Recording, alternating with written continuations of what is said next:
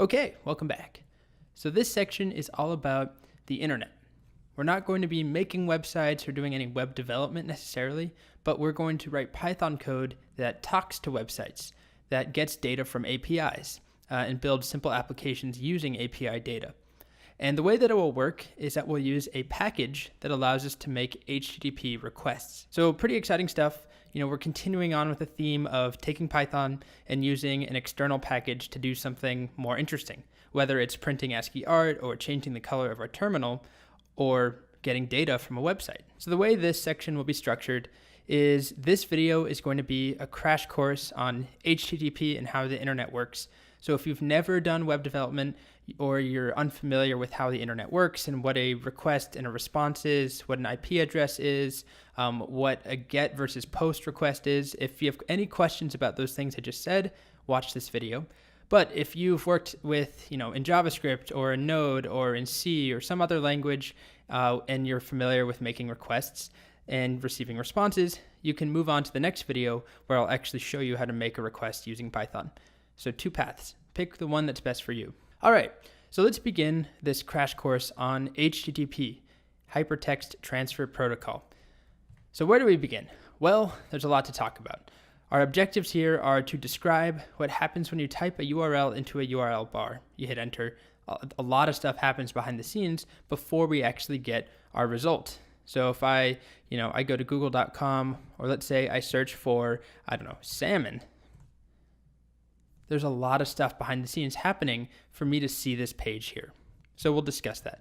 We want to describe the request response cycle, explain what a request or response header is and give some examples, explain the different categories of response codes, and compare GET and POST requests. So I should preface all of this by saying you are not going to leave this video being an expert, but you should know enough to understand what's happening when we write Python code that communicates with APIs and websites. But if this stuff interests you, I highly recommend you check out web development with Python, or just web development in general.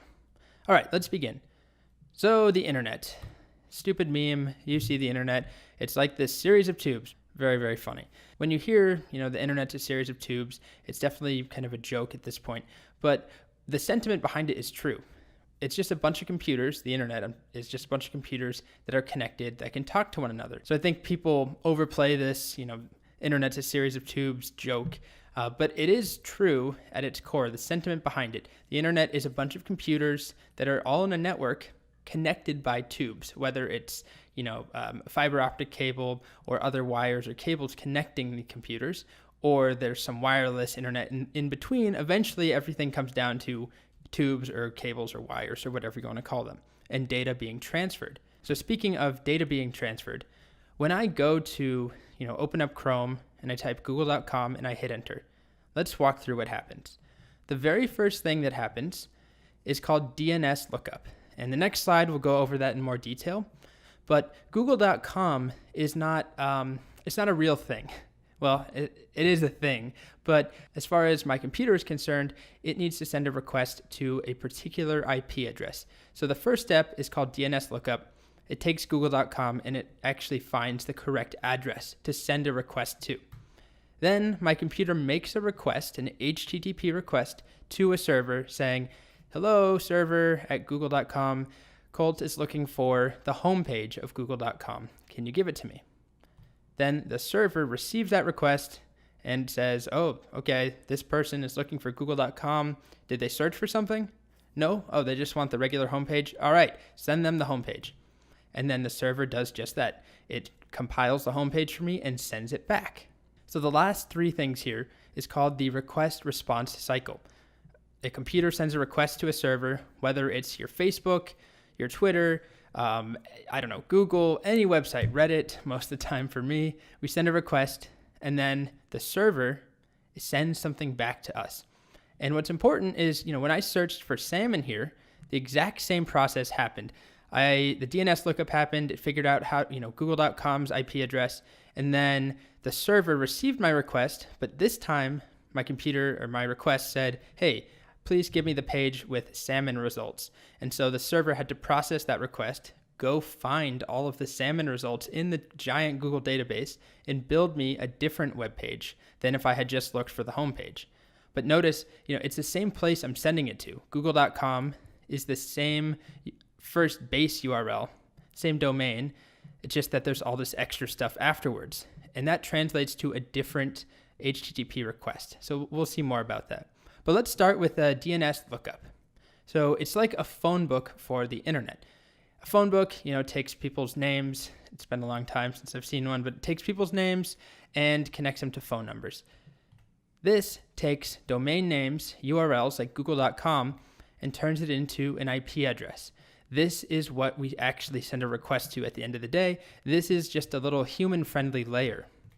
Facebook.com, after I hit enter, I go to Facebook.com, I hit enter. Before a request can be sent off, we have to know where to send it. So this might be Facebook's IP address. Same thing with Amazon. There are these unique IP addresses. So let's hone in on this request response cycle. So my computer, which is often called the client, or anyone's computer who is initiating a request, I send a request, and there are different types of request. This is called a GET request. I have a slide on that too, but let's just focus on the IP address. So this is me sending a request to that IP address, and that server processes the request, and it does something. Maybe it talks to a database. If I'm going to Facebook, Facebook needs to go to a database, and it needs to pull out all my photos and friends and assemble my news feed and then send it back to me. One thing we haven't talked about is how it sends it back, what the format is. Anytime we view a web page, it's in HTML, but we'll also talk about that when we talk about APIs. Okay, so we send a GET request. We'll talk about what GET means. And then the server, assuming everything is fine, sends me the page I'm looking for. But you've probably seen web pages, you try and access a page and you get a 404 error. It says page not found. Or maybe you could get an error that says page has moved, or you don't have permission, forbidden. There's these different status codes. So 200 you probably don't see often because you get a web page and 200 means okay. So there's no reason to display a message to say okay. Unlike, if you get a 404, usually there's a 404 page to tell you something went wrong. But anyway, a server responds with a response. It sends back an HTTP response containing information, a web page, but always a status code to explain how the request was received, if it was okay, or if you're asked for a page you don't have permission to view, or if that page doesn't exist. So the last step, the server sends something back in that response, which is called the response body. And this is HTML. So we're not going to talk about HTML other than the fact that it is what is sent back to your client and rendered in your browser. So if I hit enter again, I'm searching for salmon. I'm going to go to view, developer, view source. This, as soon as it loads, this is the HTML, this massive thing that is sent back from Google's server. So this is what is sent across the tubes in between my computer and Google's server. This is part of the response. And all of it comes to my browser, and the job of my browser is to turn it into this. So every little word you see here, every time it says salmon, every photo is all enclosed or contained in this HTML somewhere. And it looks like a mess because it is a mess, and this is not made for humans to really read. It's made for computers to read. This is made for humans to read. As a side note, if I open Command-Option-J in Chrome, there is a network tab, and this shows me HTTP requests that come and go. And if I make a new request by just hitting enter here, or let me just go to google.com, the main homepage, watch down here.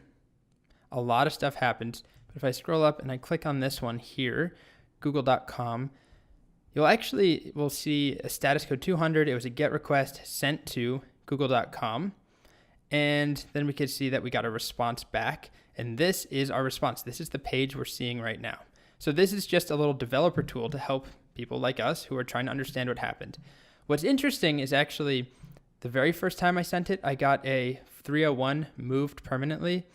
And then I was redirected to 307 internet redirect to this URL. And that's because I just went to google.com, not www.google.com. And so that happens behind the scenes. I'm automatically redirected to www.google.com. But I do remember a time when I was a kid where you had to type that www. Anyways, we're getting sidetracked. All I want to show, we send a request, we get back a response. It technically looks like this. Our browser makes it look like this. Next topic, those requests and responses contain HTTP headers. So headers are sort of like metadata about the request, and they're sent with both requests and responses, and they just provide additional information about the request or response. So the most important thing when I send a request to Google is the URL I'm asking for. Am I asking for google.com, the homepage, or am I asking for google.com/salmon or whatever it is?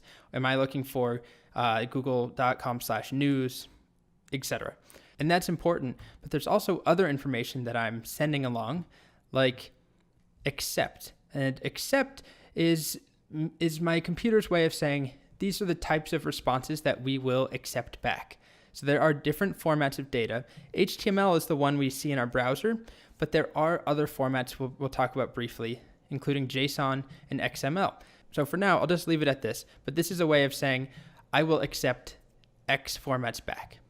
There's this other thing called cache control, just another example of a header. It specifies how the caching should behave. There's something called user agent, which contains information about the software used to make the request. So if we actually look at this request, here was the one I sent to google.com. Here are the headers. These are all different headers. So there's the request URL, there's the request method, and then in the response, there are also other type of headers we might get. And I'm not going to go into detail here. I just want to put these here to show you that there's information, metadata sent in a request and then also sent back in a response. But the most important part of a response that we've already talked about are the status codes. So every request we send gets a response. And those responses, if they start with a 2, so there are these 3-digit numbers. If they start with a 2, it means it was a success. If it started with a 3, it means it was a redirect, which we already saw. We got a 307 redirect when I tried to go to google.com without the www. And if it starts with a 4, it means it's a problem on our end. Like we could try and generate one by going to google.com/hello/cult/cat. And there we go.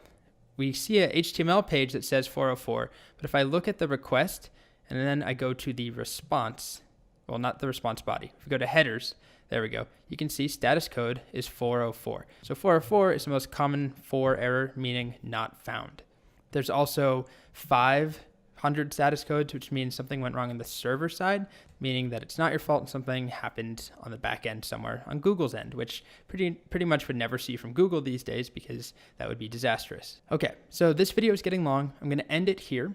This is part 1 of the crash course on HTTP requests. The next thing we have to talk about is GET and POST requests and the differences between them, and then also what the heck an API is. So we'll talk about that. So to quickly summarize, I go to a URL, I hit enter. First thing that happens, that URL is turned into an IP address using in the DNS lookup process. Then my computer, the client, makes a request to that IP address with additional information. So it's not just the URL that I'm looking for, if I'm looking for /salmon or /tuna, but it's also who is sending the request, what type of data I'll accept back, and a bunch of other things. Then the server processes it and says, oh, he's looking for the salmon page. Let's build him the salmon page. He wants HTML. Okay, I'll give it to him in HTML. Sends it back to me, gives me a status code along with it that says everything's good, or the page you looked for doesn't exist, or something like that. And then my page, my Chrome window, or whatever browser I have, it might be my phone, could be my laptop, will display the resulting HTML. It gets back from the response. Whew. Okay,